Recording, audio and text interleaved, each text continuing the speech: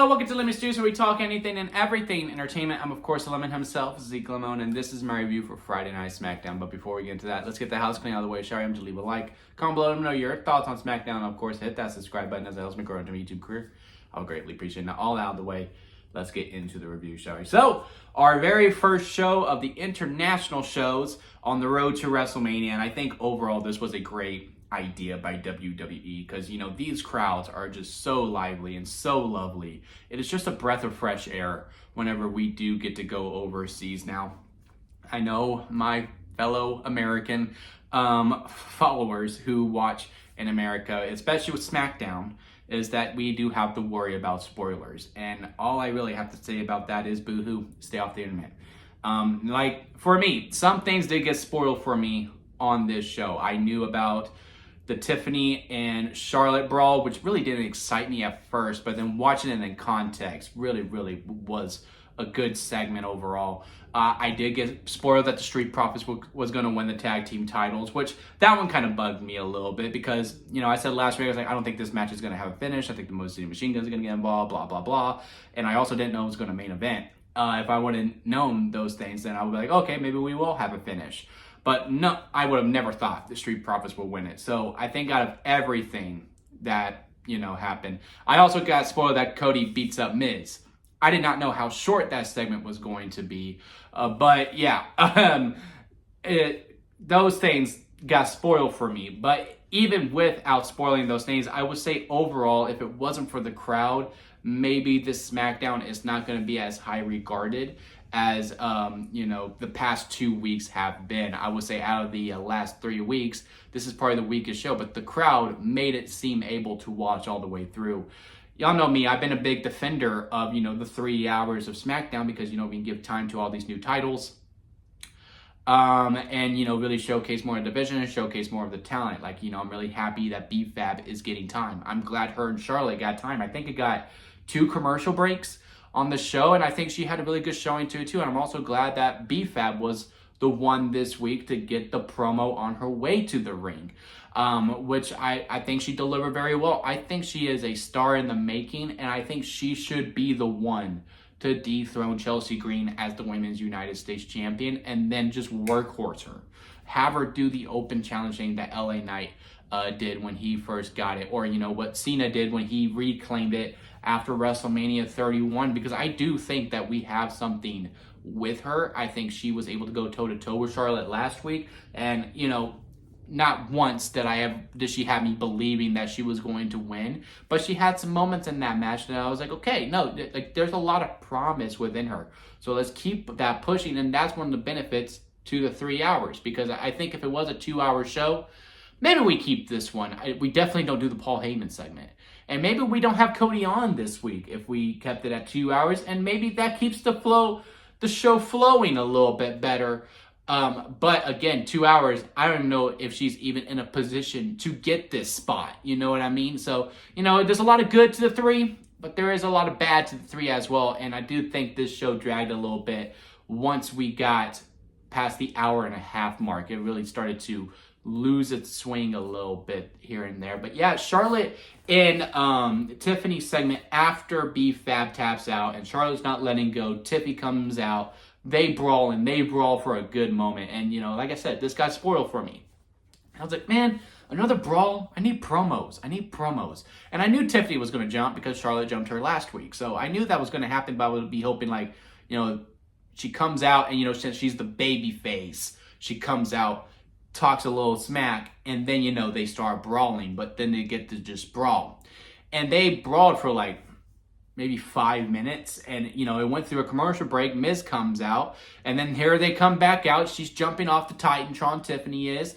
And now on Twitter, her and Charlotte are having a good exchange about, you know, that Tiffany is just a Charlotte knockoff. She's the Temu version. She's all these different things, and, you know, Tiffany is standing on business.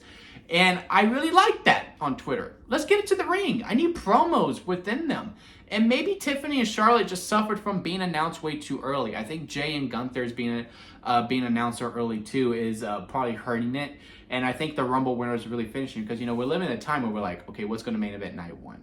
Is it going to be Roman, Punk, and Seth? That's the leading candidate. But Io, Bianca, and Rhea are really cooking stream too, because the match is not official yet. There's a lot of intrigue within it. Okay, now it's just about wait for when we announce it. We already know these other two matches are happening, so what more as a booker can Triple H do, right? I still think he could be doing a lot better. Again, it's a promo time on both of them besides these random matches that we're doing. It just really feels like we're buying time with them. But Charlotte and Tiffany got some much needed time that they needed. This really added some heat to their program that they are doing to WrestleMania. Next week, let's just get them some promo time. Let's get the reason as to why Charlotte picked Tiffany. Jey Uso gave his reasoning. He knows he can beat Gunther, and Gunther beat him up. So therefore, Jey Uso has to beat Gunther. Okay, we understand that reasoning. Charlotte hasn't really given that reason yet, like she's come out and she said, the queen chooses you. We need that one-on-one face-off to be like, I chose you because you think you're me, you think you're better than me, you are not better than me. I'm going to prove that I am still the best women's wrestler of all time, and I will become world champion for the 16th time or the 15th time. Maybe it's 14. I don't know if NXT world titles are considered canon in WWE now on the main roster level. I think if you take out the NXT title because she won it twice, I think she's at 14. And then if she wins, and if you do count them, it's either 15 or 16. I'm not sure on it. But either way, she's going to prove that, she's a multiple-time champion. She's still the best. And therefore, Tiffy time, it's not your time. It's Charlie time. Sorry, I just wanted to do the rhyme scheme. And then Tiffany can fight back within that. And then, therefore, there's some much-needed heat. And therefore, that program could be in the conversation with the other two that we were talking about that could potentially open night one. Because, Triple H talked about, goes, whoever main events earns that main event a night one spot. We're all pretty confident John Cena and Cody Rhodes are going to get the night two main event. Like I said, you could have kept Cody off this week's SmackDown completely. And if it was 2 hours, you probably do that because all eyes are on Raw. But Cody really only got on for like 2 minutes, and a minute and a half of it was his entrance alone. He beats up Miz and says, I only want to talk to John Cena. I cannot wait to see you Monday. Drop the mic and that's left. That's all you needed. That's all you needed. We already bought in. Tiffany and Charlotte, we still need some time to buy in more, even though the match is already official, but we need to get reason to people for care. And therefore, we gave them that 15 minutes to brawl to go through, because again, it went through a commercial break. So therefore, they were fighting all the way through the commercial break. But yeah, anyway, I thought they did a lot of good stuff when it came to the world title condition. We just need to keep that momentum going. Really like what we did with the Cody stuff too. Like I said, it got spoiled to me that he beats up Miz, but I really didn't know. He just gave a quick crossroads and said, can't wait to see ya, and then left. I was really surprised by how short it was. Randy Orton, Carmelo Hayes, I thought they had a good match as well. I really like how Orton is going for the punt. I guess it's not banned. I thought the move was banned. But yeah, here comes Kevin. Kevin runs away. Now it's just about that ticking clock until the match is official for WrestleMania.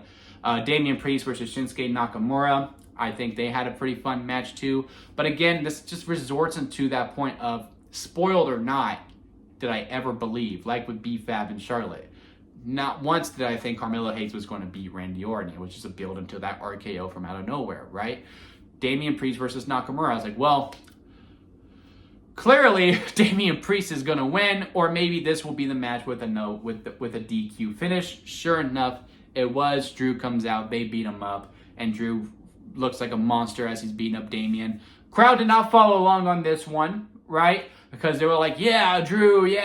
Maybe we do this thing where, like, internationally, Drew's a face, but then when we get back to America, he's a heel. I think we could possibly do that without it, being the old regime way back in the day where it's like, oh, he's a foreigner, so we boo him.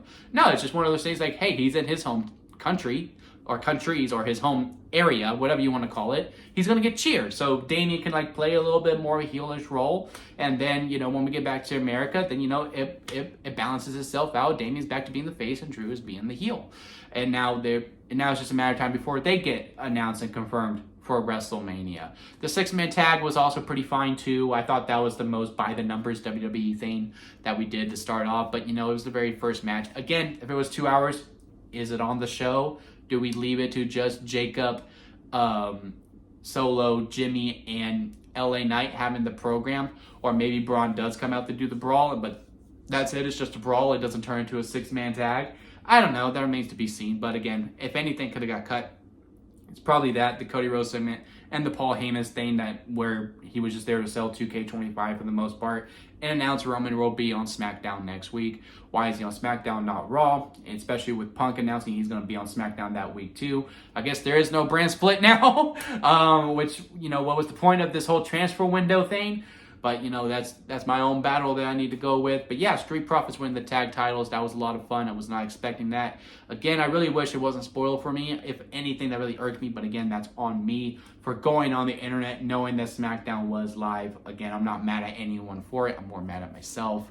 But yeah, I really would have bought into the match more, and I would have been, just as excited as the crowd was when the Street Profits won, as opposed to I was doing what I did for most of these matches that I wasn't spoiled for, or I was just waiting for the build to the finish. But yeah, overall, the SmackDown was fine. It was, but I think a large portion to that is due to the crowd. There are some good moments within this SmackDown that I will remember, but is it my favorite episode? No. Is it the best 3-hour episode? No. Do we need to go back to 2 hours? Yes, even though I was a huge defender of it. I also really liked the Chelsea Green stuff too, the quick segment that they had. Zelina Vega, I'm glad we're moving on from Micha. Now it's going to be Chelsea versus Zelina. Don't mind that whatsoever. But let's continue to build BFAB up, because I do think BFAB could be the one and a character that everyone can really, really invest in if we do it right. But yeah, really like what we did with Chelsea Green and her service. I thought I think it's going to be a fun trio with those three. But what did y'all think about it down in the comment section? Let me know what y'all thought. Leave a like on this video if you made it this far. I do greatly appreciate it. And hit that subscribe button as we are on the road to WrestleMania. And I would love to have you on the ride. And until next time, guys, I'll see you here at Lemon Studios.